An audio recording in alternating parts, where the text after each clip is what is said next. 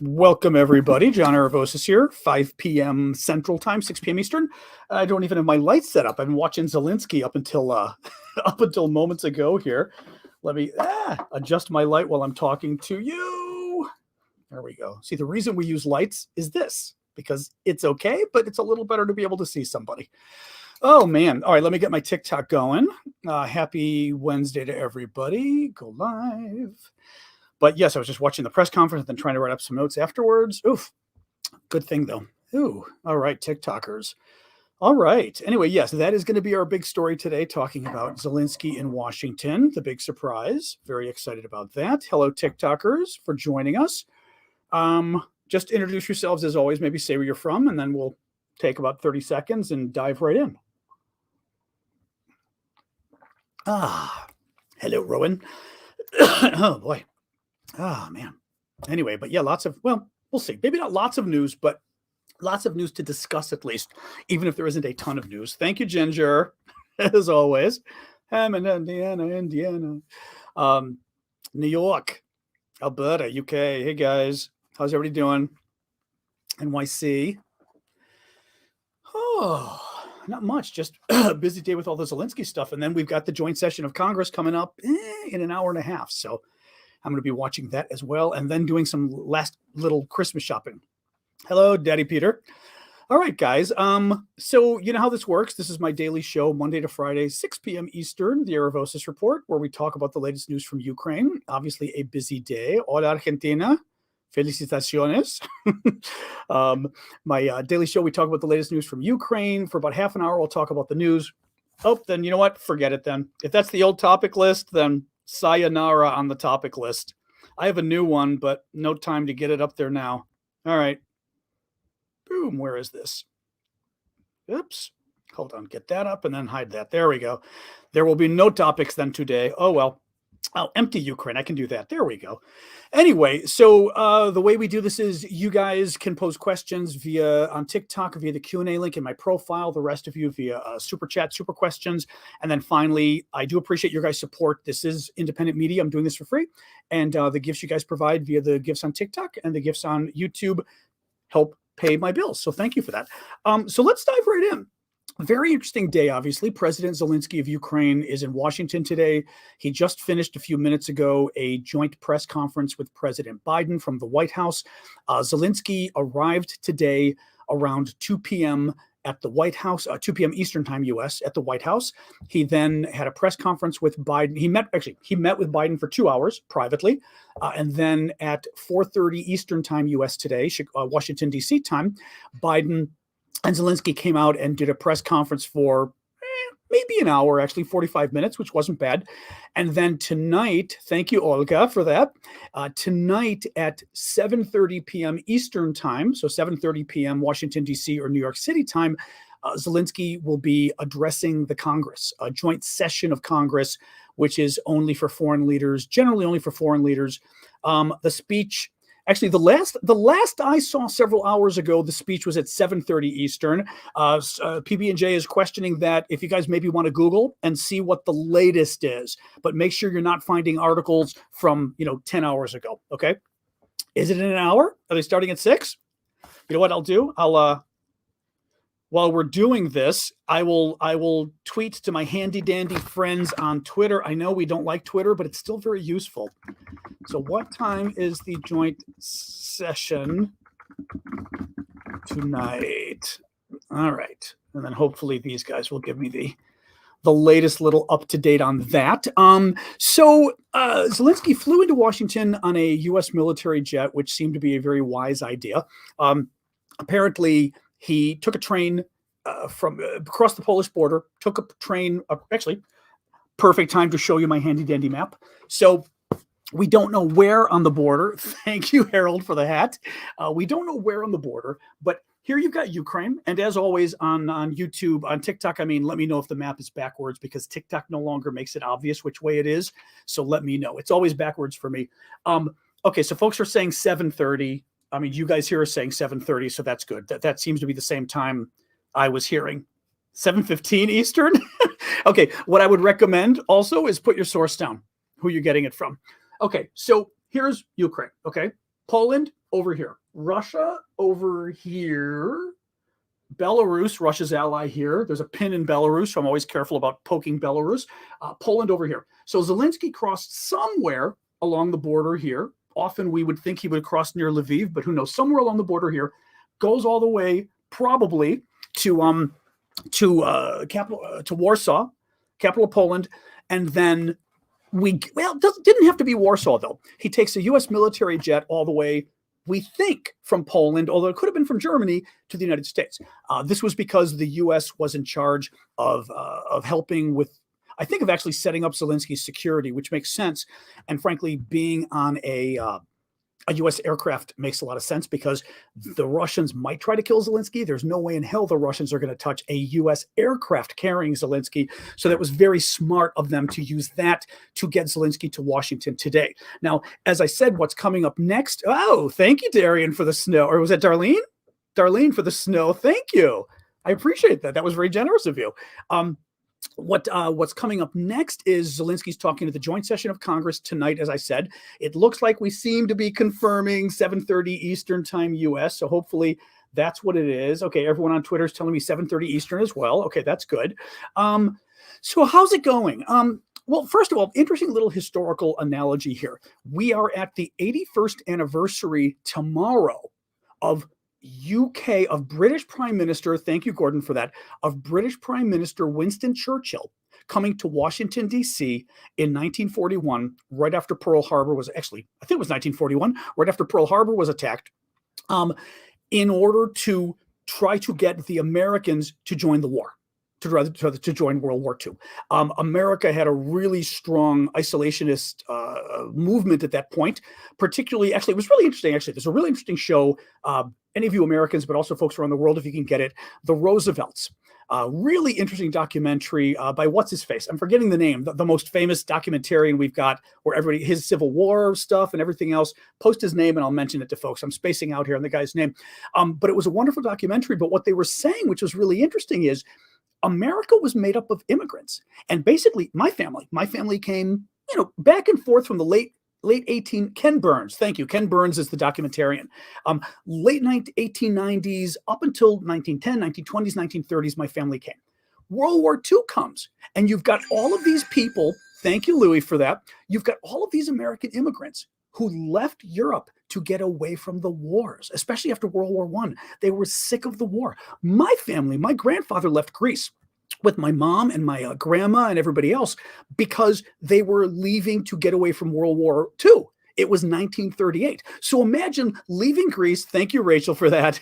Imagine, and very timely, by the way. Sorry, Rachel just had a gift of watermelons, and people do not know, and I did not know, that watermelons are a huge product of Ukraine. So it's actually, I want to say, one of the unofficial symbols of Ukraine that they use a lot. Thank you, Truthful, for the snowman.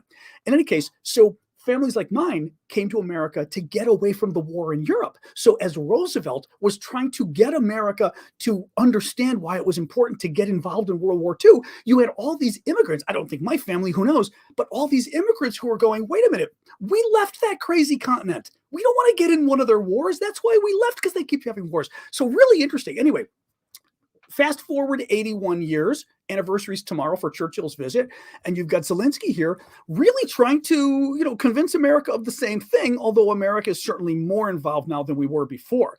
Oh, hey, sorry, was there a super sticker from Steve that I missed here? Oh, hey, Steve. Oh, salute from the Bronx. Thank you, Steve. I did not see that. Thank you for that, Roshan. I was in the middle of talking and I don't always see the super stickers and stuff from folks. So thank you for that. So anyway, that's sort of an interesting sort of historical parallel right there. Thank you, Honey Bear, for the llama. I've got lots of different things to talk about with this. So Zelensky meets with Biden. He brings, actually, I will say this too, very smart of how the Ukrainians handle public relations. I mean, really brilliant, actually. Zelensky comes and he brings Biden a flag. Oh, thank you, Kanowski. I've never seen that before. That's very funny. The woolly hat. Oh, thank you. Sorry, Alex Makliakov is saying thank you from Ukraine to everybody in Ukrainian on TikTok. So maybe give Alex some sunflowers. Thank you, and thank you, Alex. We're happy to help you guys.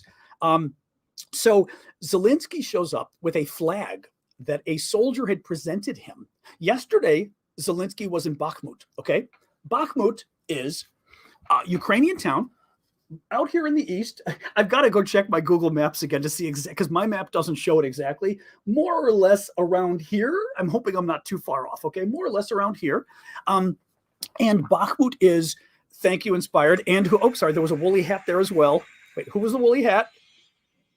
The woolly hat scrolled by. Oh, there it is. Manda Bear. Thank you, Manda. So Bakhmut is the town where really I'd say the most fighting is going on right now. Okay. There's a lot of fighting going on in Kherson, sort of southeast. And then Bakhmut in the east is the other really big fighting, probably the most fighting that's going on. Zelensky, very macho-esque of him, but in a good way, shows up and surprises everybody in Bakhmut yesterday. And literally, this is the front. I mean, this is dangerous, what's going on. He shows up, which was great. He gets from these guys, thank you for the disco lights. He shows up and meets with the troops. The local Ukrainian troops had passed a flag around, I'm assuming Ukrainian flag. All of them signed it and gave it to Zelensky and said, you know, we heard you're going to see Biden tomorrow. We want you to bring Biden the flag. Well, then another Ukrainian soldier goes to Zelensky and gives him a medal the soldier got, and I don't know what the soldier got the medal for, gives it to Zelensky and says, I want you to give this to President Biden, on my behalf. And I think from what I could glean watching the back and forth with Zelensky and Biden today, I think he also wrote a letter or something for Biden. Thank you, Rachel. And what was it, W. Riken? I always call you W. Riken because that's what I get on the top. A letter that it looks like the soldier wrote. Anyway, these kind of things are great. It's also really important because this is the kind of thing that makes a big difference for President Biden. Okay, Biden is a very soulful guy.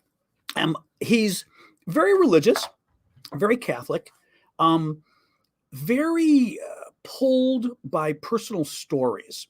Okay, very pulled by personal stories, and therefore, Zelensky coming and meeting him one-to-one is, first of all, super important. Second of all, having these kind of personal touches from the soldiers, giving the medal, right? Giving this flag also means a lot. So anyway, I was talking about this yesterday. You can't really underestimate how important the personal touch is in politics. Zelensky meeting, now Zelensky had met Biden, before the war, I think like a couple of years ago. But important now as a war president for Zelensky to meet Biden and for both of them to get the measure of each other, as it's said, but also I think for Biden himself needs to believe that Ukraine can win this war. Now, I actually don't know whether Biden believes Ukraine can win or not. I think Biden, is being very good about his support. But in the end, does Biden think that Ukraine can win? I don't know. And it's important for Biden to believe Ukraine can win because that's only going to help him be confident that, we've got to keep supporting them. And Zelensky meeting him in person helps that a lot, which is great. A number of other things that came up today. I'm trying to think what else I was going to say about this. Overall, I'll do sort of an overall here. Overall, Biden, I will fault Biden for one thing today. Thank you, Benji. Actually, two things here. Zelensky's speech, let's see what he does before the Congress. But one of the things I think politicians do, and it's ironic calling Zelensky a politician, right? Because his background isn't in politics. But when he was answering the questions today in the press conference, he was giving long answers. And I kind of wanted answers that were a little more, thank you, Ken Bro, for that. I wanted answers that were a little more, I don't know, like I said, soulful or something. I wanted Zelensky to sell the American people on why our people should be helping Ukraine, right? Why it matters. What's the humanitarian impact? Talk about the children. Talk about, right? I mean, he did talk about the children, but I would have advised the Ukrainian advisors to give him a speech that is literally a speech to the American people, right? Second of all, and this was something that was interesting that Donald Trump's defense secretary, I'm forgetting which one, was just on CNN. And they were asking him, and frankly, they were right. And he was right. They said, what did you think of how Biden did today? And he said, I wish Biden had done a better job explaining the sorry, just putting this on right now, make sure I don't miss anything, explaining why we're there, right? I have said from the beginning that I can see, boy, we do have to try the Russians. Well, look, the Russians, it figures, by the way, this is kind of funny. We've got a ton of trolls on TikTok today, which means the Russians are pissed. The Russians are ticked that we're here. I mean, not us here, that Zelensky's here. And we knew they would be. Now, I predicted, actually, some folks were asking me earlier today, I think on the Discord, or maybe it was you guys last night asking, I don't recall, but what I thought Putin's response was going to be. And I said, Putin's going to blow up a lot of Ukrainians, a lot of Ukrainian children and families, because that's all he can do. That's all he can do. But boy, it pisses them off. That's great. Yep. Anyway, let's get back to this. So I have felt from the beginning that Biden needs to give a better vision of why America is there, okay? It is important why America is even out in the world at all, not just Ukraine, but in general, right? Donald Trump had presented a wing of, Donald Trump hates Ukraine because he likes Putin, and there's also a lot of weird stuff going on. Okay, so who knows what was motivating Trump? A lot of Republicans are very good on Ukraine. Mitch McConnell, for example, the Republican leader or the top Republican in the U.S. Senate, great on Ukraine, gave a great speech this morning. So a lot of Republicans are good. Trump is not. I was trying to think of why the Trump thing came up in terms of Republicans being bad on this. Oh yeah, Trump in his administration kept talking about how we don't want America out there in the world, right? America shouldn't be the world's policeman. And I think it is especially important now, after 4 years of Trump, for any leader, in this case it's President Biden, but frankly Mitch McConnell needs to do it, and other Republicans as well, to be able to explain to people why America should be out there, right? Why is it important for America to sometimes be the world's policeman? How does it benefit America for that to happen, right? I mean, that's an important question right there. Second of all, what's going to happen if we don't help Ukraine? What's going to happen if Ukraine? Oh yeah, I saw you guys mention this. Pelosi's meeting we just met with Zelensky. Nancy Pelosi is the top Democrat in the United States House of Representatives. The Democrats control the House of Representatives right now, but Republicans are going to control it in early January when the it's funny explaining this. When the election kicks in, basically the way our elections work in the States, we have our elections in early November, but then the Congress actually switches in January. So even though the new guy or new gal is elected like November 4th, November 6th, they wouldn't actually take office in the Congress until like January 3rd, January 4th. And the president, during a presidential year, the president wins the election like November 4th, November 6th, the same day, but the president doesn't start in office until November 20th. So there's like a good 3 months, really. Anyway, kind of a funny thing with the way our elections work. So Nancy Pelosi is just meeting with Zelensky, and they're talking right now. In any case, sorry, I forgot what I was trying to say with Zelensky. Oh yeah, I just think it's important for us to do a better job explaining to our own people why it matters that we are in the world, why it matters for America to be out there, why it matters for America to support Ukraine, right? And I don't think we've done a good enough job. I don't think so. I'll do a quick reset, and then I'm going to crack my door open here. Sorry, I had to shut the door because I've got a relative over with a lot of perfume, so I had to shut the door. But I just realized I'm visiting my mom. When I shut the door, the room temperature just went up to like 80 degrees, and I'm dying. So hang on a sec. Oh, okay. That'll help a compromise between perfume and room temperature here. Anyway, I am John Aravosis. This is the Aravosis Report. This is my daily show talking about the latest news from Ukraine. Today, we are talking really mostly about President Zelensky's surprise visit to Washington, D.C. He is going to be doing a speech before the Congress tonight at 7:30 Eastern Time U.S. That's a little over an hour. So I'm going to be watching that too, and I'll talk to you tomorrow about the rest of that news. Do check out my Patreon. I've got a Patreon set up if you guys want to support my work, patreon.com/Aravosis. You can also find it and really all my links at erevosis.com. Now, I will throw in one quick pitch. Tonight is probably the last night, that I will bother you with this, but I don't think it's a bother. We have been raising money to get gifts for Ukrainian kids, and specifically Ukrainian kids in need. So I'm talking kids, orphans, kids without parents, kids with disabilities, right, with special needs. And we have raised now $3,700, which is amazing. This is just in the last several days, so thank you guys. It's $15 per kid. $15 lets us get a whole little gift package for the kids. That means, I wrote this down, I think it's 233 kids that we're going to be able to help, which is great, but I want to help more. It is 233. I want to help more. Tonight may be the last night I bother you with this, but if you guys can pitch in, I'd appreciate it. 100% of your gift is going to help the kids in Ukraine. I'm not taking a dime. The Ukrainians aren't taking a dime. You can go to, on TikTok, just go to my profile, look at the beacons link, the Linktree link in my profile, click it. And what comes up on the page is a whole bunch of stuff. And the very top thing gives you my friend Vlad in Ukraine's PayPal address. Vlad is the guy we've been working with from the beginning.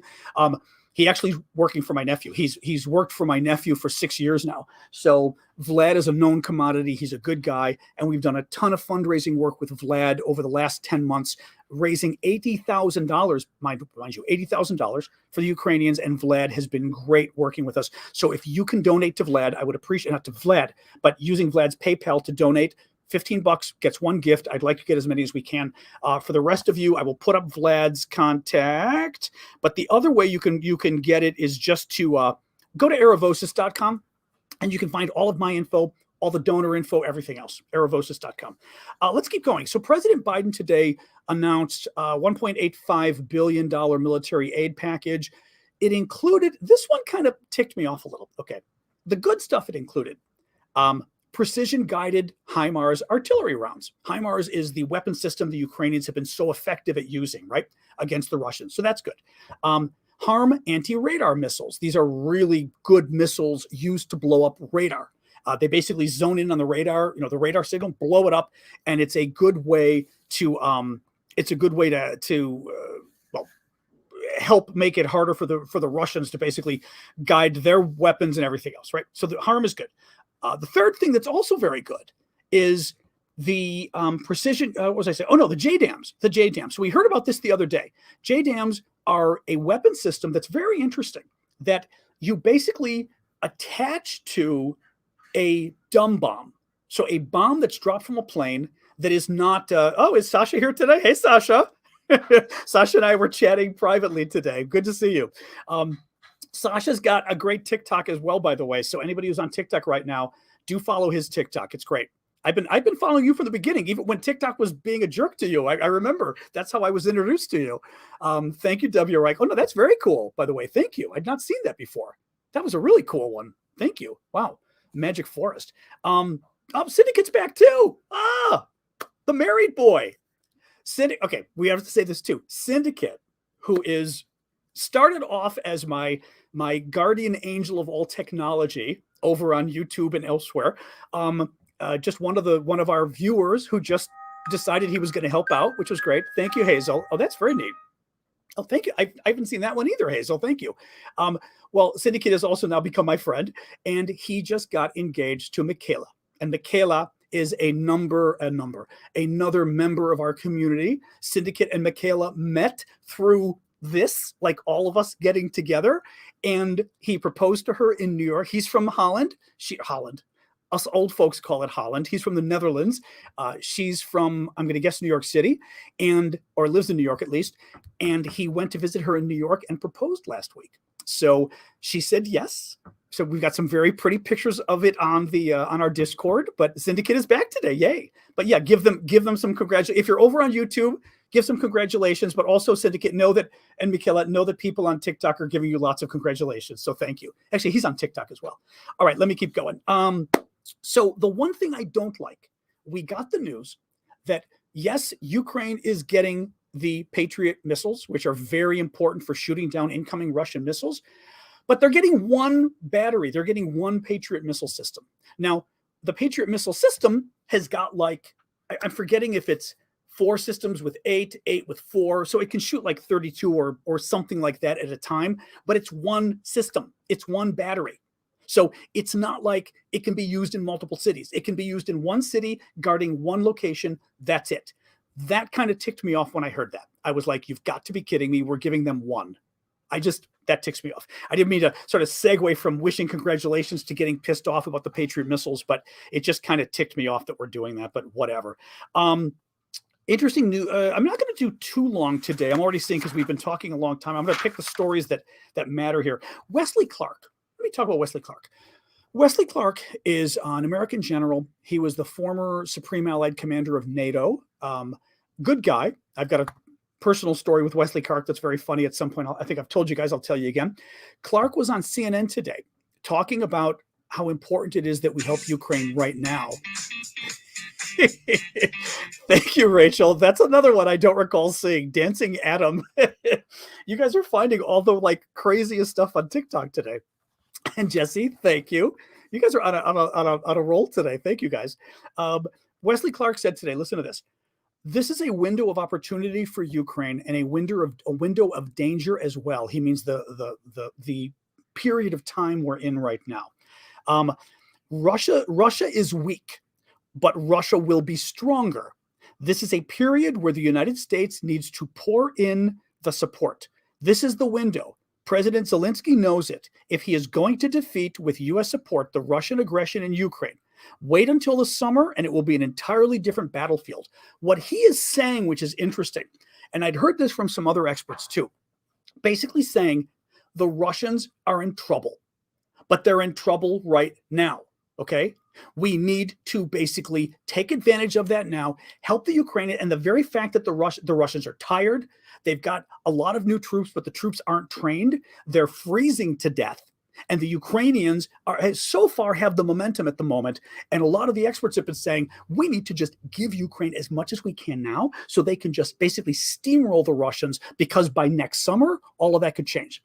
By next summer, the Russian troops potentially could be better trained. The Russians could potentially get better weapons. Certainly the weather will be better. We know that the Ukrainians are much better prepared for the winter than the Russians are, ironically, right? Because you think of Russia and you think of, World War II with the Germans, and Russia is so cold. I mean, I've been to Russia in the winter. It was horrible. Moscow and St. Petersburg, horrible cold in February. The thing is, the Russian military is so bad that they did not get the winter supplies that their troops needed. So they don't have boots, they don't have socks, they don't have winter coats, they don't have sleeping bags for these troops. Thank you, Loyalty, for the hat. And the Ukrainians do, because the Ukrainians have gotten a lot of aid from Western countries. Thank you, Aggie. They've gotten a lot of aid from Western countries, especially Canada, I think Norway and some others, that is particularly winter gear, so meant to survive the winter. In any case, so the concern that Clark is saying, which is interesting, former American general, thank you, Paramarine, good to see you again, is that Ukraine has the advantage right now.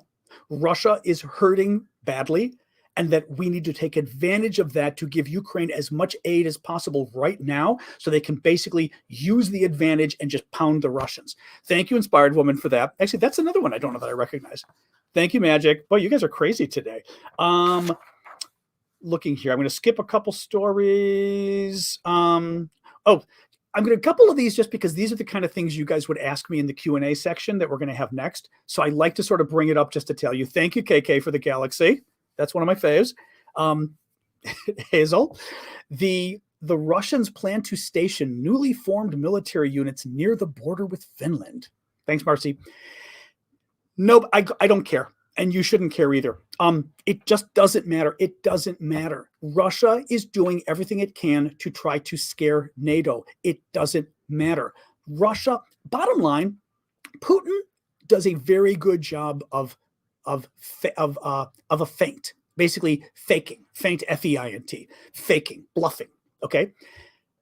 The Ukraine, Finland, exactly. John Hill said Finland will kick their teeth in. That's exactly right. Finland will kick their teeth in.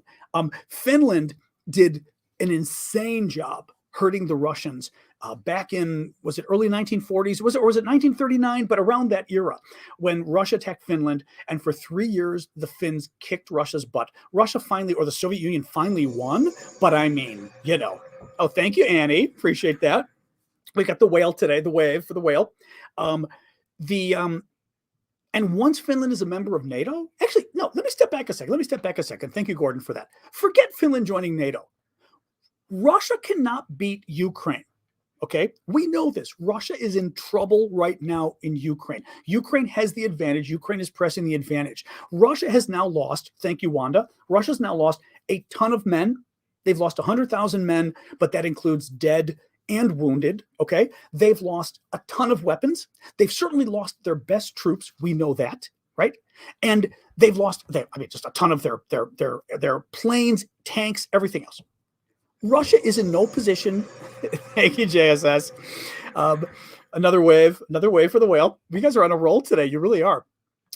Russia is in no position to even beat Ukraine right now, let alone take on Finland too. And by the way, forget Finland. This is why I say all this BS that Putin's trying to do of, NATO, I'm coming for you next. Look at my big nuclear weapons. He can't beat Ukraine. There is no way that this guy who can't beat Ukraine thinks he's going to attack Finland. And then, by the way, in a couple months, Finland will be a member of NATO, attack NATO. It's not going to happen. I mean, there's always a danger. You always have to take it seriously. You always have to prepare. So, I mean, that's the other thing, too. NATO and Finland have to take Russia's threats seriously. That makes sense. But it's BS. In any case, I'm just saying it like for you guys. Don't let this stuff get you upset. He also, and then he threatened today about his nuclear. Oh, this was great. Putin threatened to strengthen the nuclear triad. So the nuclear triad, I've told you guys before, is the system really the US and the Russians both use for our nuclear defense. And it means that we've got nuclear weapons triad, three sides of a triangle, okay? We've got nuclear weapons in submarines under the sea. That's one leg of the triad, one point of the triad. So under the sea in submarines. In the air in planes. So nuclear-tipped cruise missiles would be in the planes. And then in the ground, on land, you'd have ICBMs, those huge rockets that are in the ground, that come out of the silos in the ground. So by land, by sea, and by air are the three legs of the triad. So Putin says today, he pledges to strengthen the nuclear triad. And this was my favorite part, okay? He pledged unlimited funds for the Russian army. I mean, it's like, the thing is, it's at this point, I just want to laugh when I read this stuff. With what money? With what money? Unlimited funds. Not to mention, okay, let's pretend Russia has money and Russia doesn't have money. You're going to spend more money on the army that you already spent billions, and all the billions you spent went to literally coat the pockets of all of your staff? I mean, literally, all the generals and all the colonels and everybody else stole all the money from the Russian military. That's one of the reasons the Russian military is so bad right now. Oh, thanks, Wanda.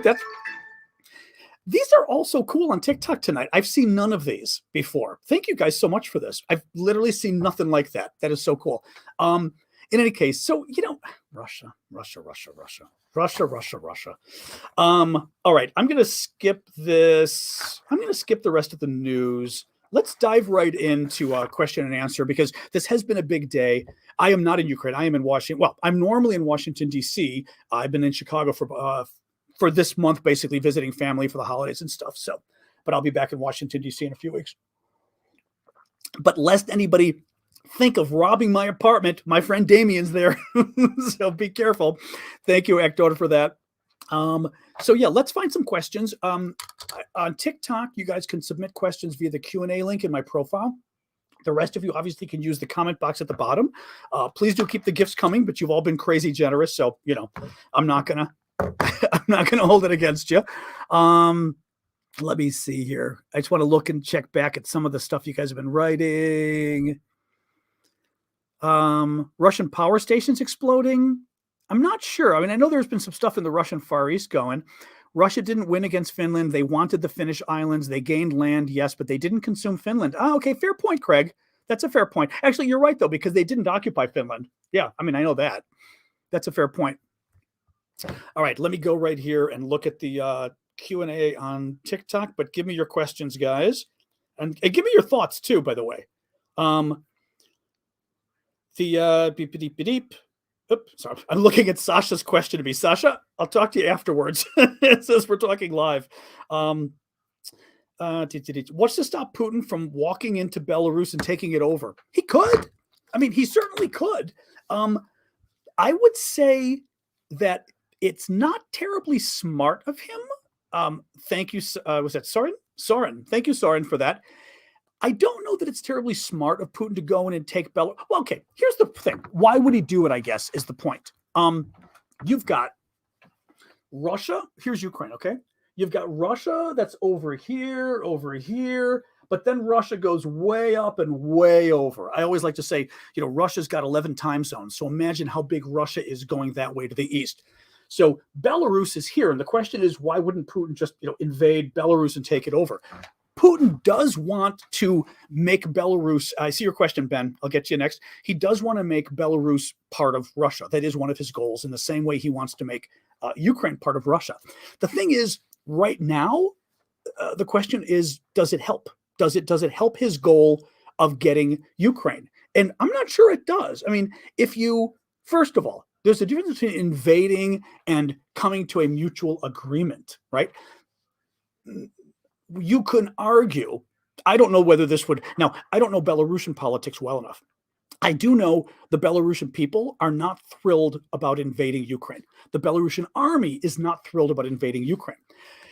I wonder how thrilled they would be at basically unifying with Russia. Now, if Russia were to invade and do it, then you're talking potentially a war. Now, I mean, first of all, invading. I mean, the Belarusian dictator is on their side. Thank you, Flower Lady. Yet another one I haven't seen before. Thank you for that.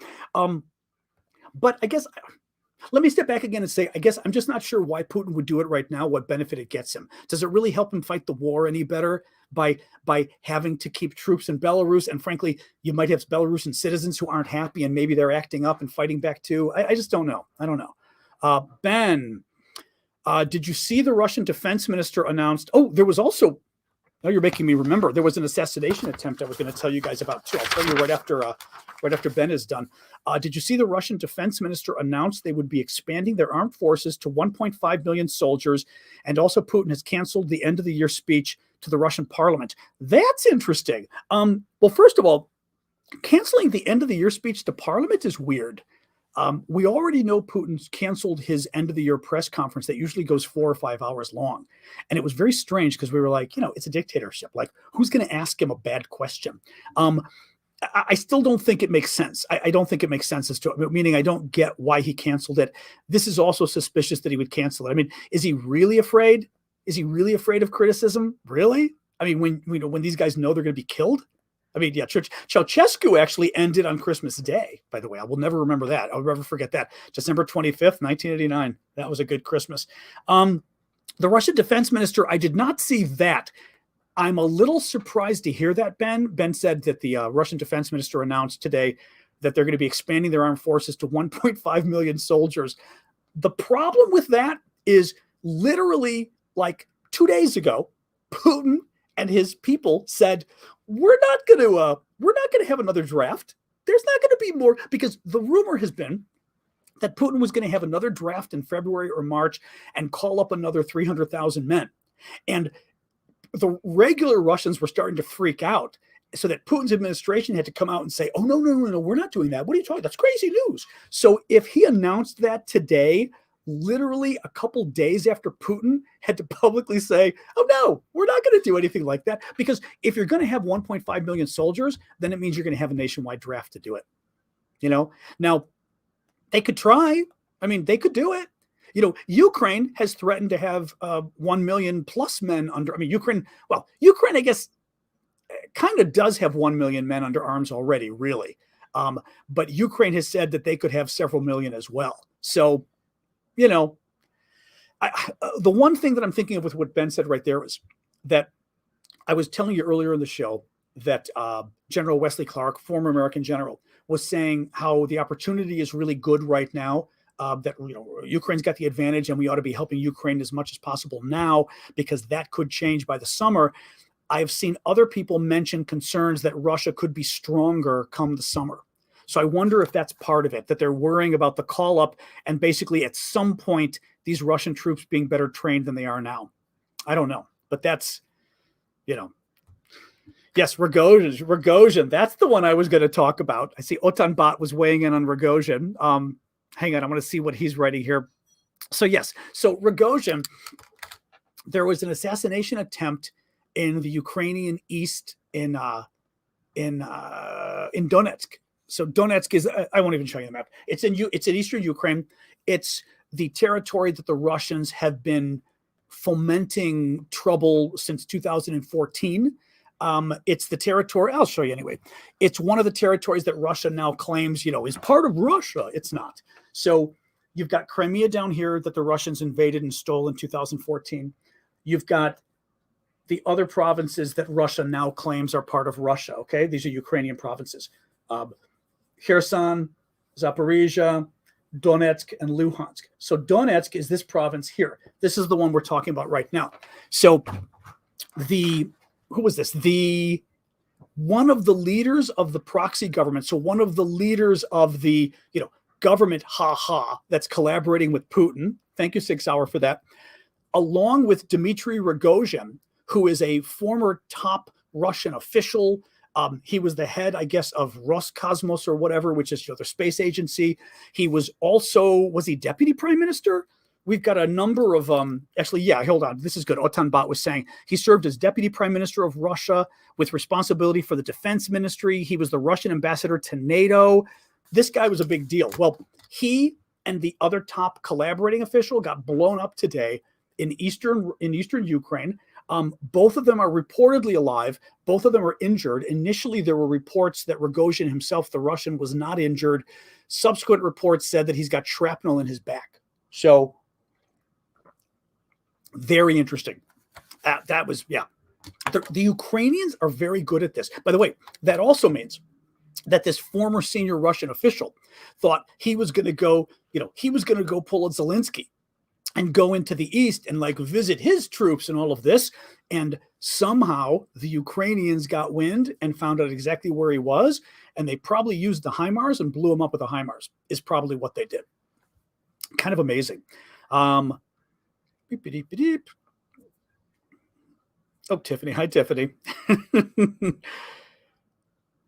Oh, yeah, exactly. Sorry. My friend Tiffany was talking about Ceausescu. Yes, that was an interesting Christmas. The Russians have been transferring equipment to the south of Belarus near the Ukrainian border. That is true.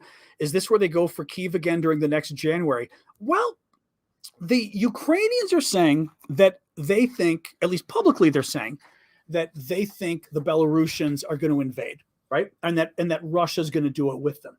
The Belarusian border is here. The concern is Russia's over here. Russia has had several thousand men here, but they've moved a lot more equipment, and the equipment is moving to the border with Ukraine here. The concern the Ukrainians have is they say that in the end of January or in February, they think the Russians are going to invade, along with the Ukrainians. I know the pin. I'm watching the pin. Thank you. Along with the Belarusians to come down and basically invade again and try to take Kyiv, the Ukrainian capital. It's still not clear what's going on. It is entirely possible that it's a fake because we've talked about this before. It's a bluff. One of the things Russia wants to do is, even if they aren't going to invade, make the Ukrainians think they're going to invade from up here. Why? Because the two biggest battles taking place right now are Kherson here and Bakhmut and Crimea over here. Well, here and here is a far cry from up here. If the Ukrainians fear that Russia might invade from up here again, and with the Belarusians or not, Ukraine's got to keep more troops here just in case. Troops sitting on their butts here doing nothing are troops that are not fighting all the way down here and all the way over here where they should be fighting. So it's hard to know what's going on with these threats and rumors. We just don't know. It's possible Russia's going to invade again, but part of the thinking, I was reading this the other day, the Russian troops are not, at least currently, are not well trained, right? These are they would be using the new troops. The new troops don't know what they're doing. I mean, the new troops are the guys that have had no training at all. So that's not going to help Russia. The Belarusian army is small and sucks. It's just a bad army. That's not going to help. The Ukrainians have put a lot of mines around mimes. Mimes would be funny too. A lot of mimes around the border. No, but a lot of land mines around the border there, which is going to make it very hard for the Russians to invade. So, who knows? Let me see. Oh, sorry, Rob. What was it? Music Neptunian asked a good question of Biden's last answer today. Do you think Biden meant he does not want Ukraine to win or lose the war? What was the exact quote from Biden? What was the exact quote from Biden today? I was definitely hearing Biden did a pretty good job, but occasionally Biden was kind of like, but what's the, sorry, you got to give me the quote from Biden because I don't remember now what the quote was. So I'm trying to see. I'm not seeing. Yeah, it's too hard for me to scroll back and find. If you can give me the quote again, I don't remember what Biden's last comment was. I just don't remember. Or was that to the issue of the? Was that to the issue of giving? No, that wasn't the issue of giving all the weapons. That was the woman saying that, the female reporter from Ukraine. But if he would provide all the needed weapons, okay, that question, yeah. Biden kind of laughed it off. So Biden was asked this was kind of neat. 2 Ukrainian reporters asked questions, and both of them, this was at the press conference today at the White House with President Biden and President Zelensky. The 2 Ukrainian reporters, a man and a woman, both give a very, heartfelt sort of speech, so to speak, to President Biden, which I thought was very interesting because an American reporter, well, obviously America hasn't been invaded, but it was very interesting that the man said, if it weren't for you, President Biden, my children wouldn't be alive today in Ukraine. Now, Zelensky, I don't know if any of you noticed, Biden said thank you and all of this. Zelensky jumps in and goes, well, you can thank the Ukrainian armed forces for that too. He's not wrong, but it was a bit of a but it was also important for Zelensky to say that. Biden then gets asked by the second Ukrainian reporter, the woman, why the U.S. seems to keep giving weapons slowly over time. And that, she said, rather than go through this 10-month period where you give a little bit more each month, why don't you just give us everything we need right now and let us get it over with? Now, Biden laughs and says, I'm sure this guy agrees with you or something. And the audience laughs, and Zelensky clearly has the translation thing on. So it takes Zelensky like 3-4 seconds. And then Zelensky goes, yes, I agree. And everybody laughs. It was very funny. But I don't remember Biden's exact answer is the thing. Yes, I do. The one thing Biden said that stuck out in my head was he said, I've got to keep the NATO coalition together and a lot of things. And he was giving answers to why U.S. isn't giving more or better weapons because he's got to hold it all together. And then he sort of finished and said, I've probably said more than I should have, which is also interesting because knowing Biden, it means he probably did say something he wasn't supposed to say. I heard what Biden said, and I heard Biden saying that he'd like to give more and somebody in NATO is vetoing it and saying, I'm not gonna be here. I'm not gonna stay if I'm not gonna stay part of the coalition if you give Ukraine this additional weapon, whatever it is. But that's what I heard from Biden. Now, I will say this. I think Biden is very afraid of angering Putin, and he lets Putin basically have a veto power over what weapons we supply to Ukraine. And I think it sucks, but what do you do? Beep, beep, beep, beep, beep. It could have been Turkey, but honestly, my mind always goes to France, Germany. We love you, Felix, but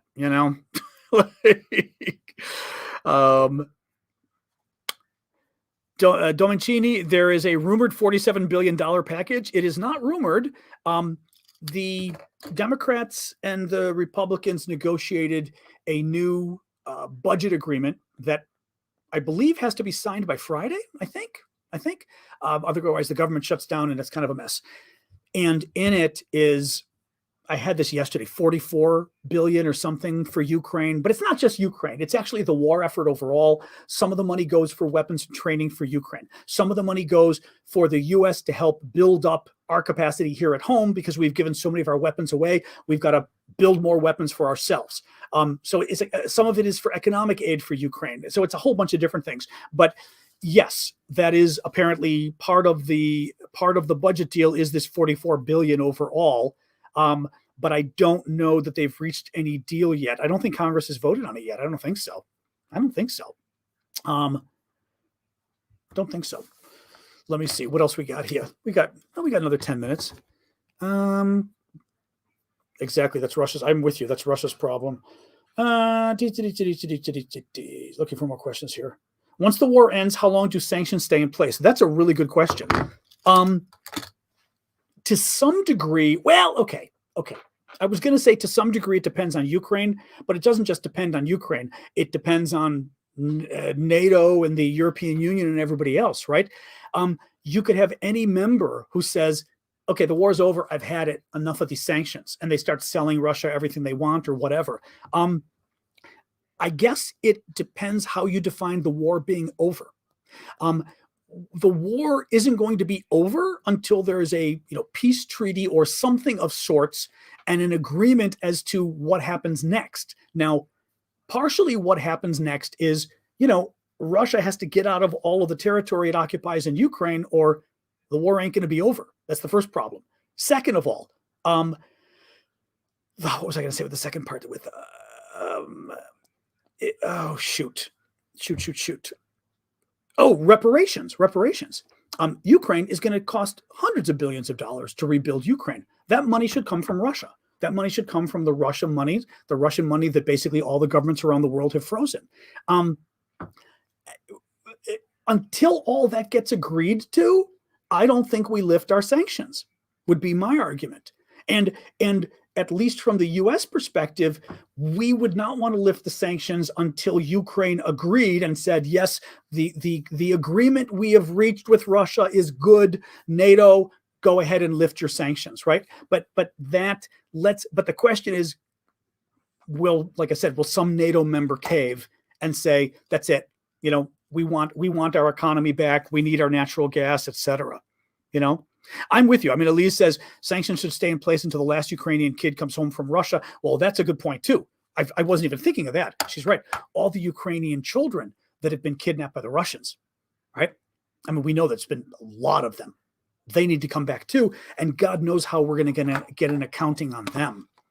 That's going to be impossible to figure out. What else we got here? Felix, so who should be able to stop the U.S. from sending more stuff to Ukraine? The U.S. leader of the pack? Yeah, but the thing is, we need. I'm not just saying the Germans, the French, or anybody else could say we're going to literally come out and disagree with you and say that weapon system shouldn't be sent, and we're going to publicly criticize you. That's the first thing. That's not good because that would send a message to Putin that there are real problems in the alliance. But that's the first thing that any government could do if they wanted to. Second of all, they could say, you know what? If you're going to give MiG fighter jets to Ukraine, right? Or ATACMS, these long-range rockets, long-range meaning 200 miles, 300 kilometers, then that's it. We're going to pull out of the sanctions regime because I think it would be a very extreme move, but Biden was at least not hinting. Biden pretty much said he's trying to keep the coalition together, and that's part of the reason he's not giving all the weapons he's giving.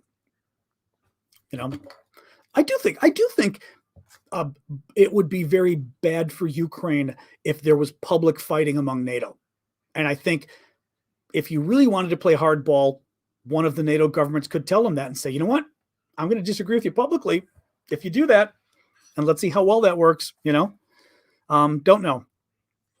Again, I'm not terribly impressed with Schultz, that. But lately, oh God, Macron from France, he's doing it again.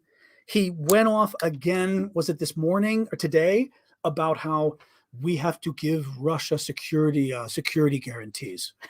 Security guarantees need to be part of any agreement.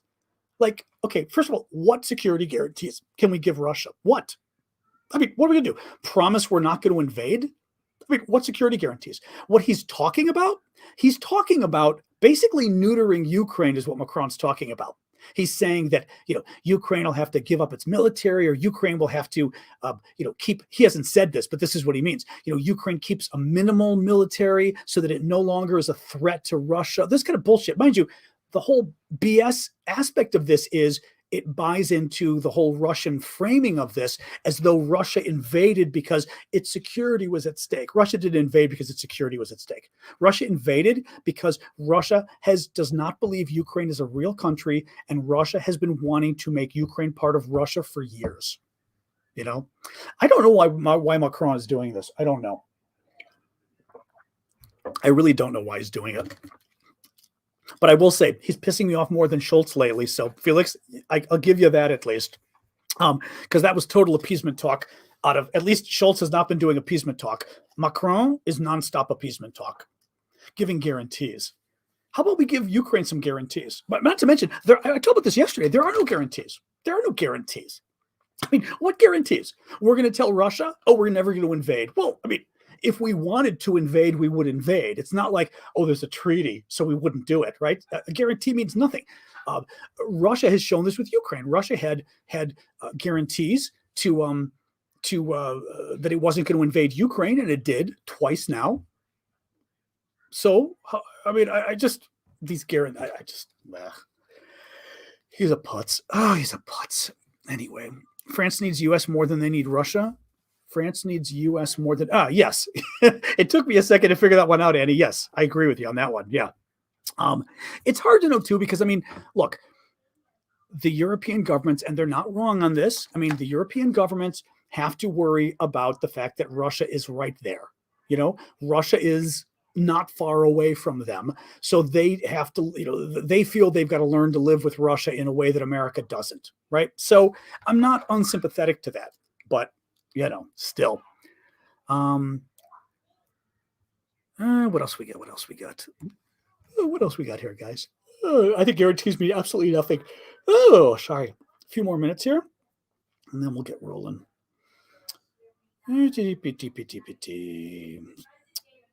When can we start to legally take the frozen Russian money? That is going to depend on the law and the courts. You can't just take it. You can freeze it, but we froze it. We didn't take it. And I forget what the word is. Is it seize versus freeze or something like that? For example, the boats we've taken too. Some of the yachts of the oligarchs who are the rich Russian billionaires, some of the yachts governments have, in essence, frozen, so to speak. I forget what the word is. It's seize versus something else. The idea is it's one thing for the government to say they're going to freeze my bank account. It's another thing for them to say they're going to take my bank account. They're literally going to take all my money, and my money's gone. If they freeze it, it means the government hasn't taken it, but the government has made it so that I can't touch it. What's happened with the Russian money, I think until now, is that the money is frozen. It's still Russia's money, okay? But they can't touch it during the war, which puts them in a hard situation economically, but the money is not ours. We would, in America, for example, we'd have to go to court, and we would have to prove under the law why that money no longer belongs to Russia if we wanted to spend it on something else. Confiscated? Yeah, I think confiscated versus seize maybe, or something. I think those are the two words.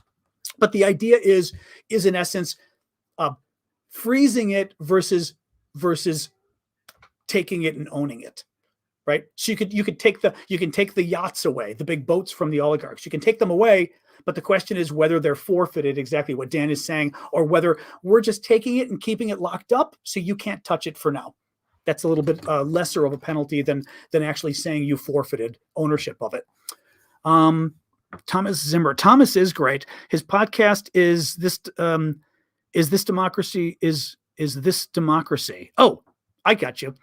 The December 2nd episode, if you're into U.S. politics. Okay, yeah, thank you. Yeah, Elise is telling folks Thomas Zimmer, who's a guest we had on, is a friend of mine. Yeah, Thomas is amazing. Very smart guy. History professor at Georgetown. Let me look here. Reappropriate. We're all trying to find our words. I love that Poland and the others are helping, but France and Germany could do more. Well, you know, um, sorry, what else we got here? All right, guys. You know what? I'll do a quick summary of the news that we did, and then maybe we can call it quits. This has been a good day. I'm tired. I've got to eat some food and then see the Zelensky speech to Congress in half an hour. Thank you, Dawn, for that. Zelensky speech to Congress, and then do some last-minute Christmas shopping tonight before Chicago plunges into freezing blizzard temperatures. The snow won't be as bad, but the temperature and the wind is going to be horrific here. Zelensky, I was just a quick summary of the news today. So Zelensky, we said, arrived in Washington today. He had a press conference with President Biden, had a private meeting with Biden. He is going to be speaking to a joint session of Congress tonight, starting in half an hour. That should be timely. That should probably start on time. And he is also for sure meeting privately with members of Congress of both Democrats and Republicans, which is very important. I did actually, you know what? I'll close with the fundraiser that we're doing. I'll close with that. He met with Biden, as I said.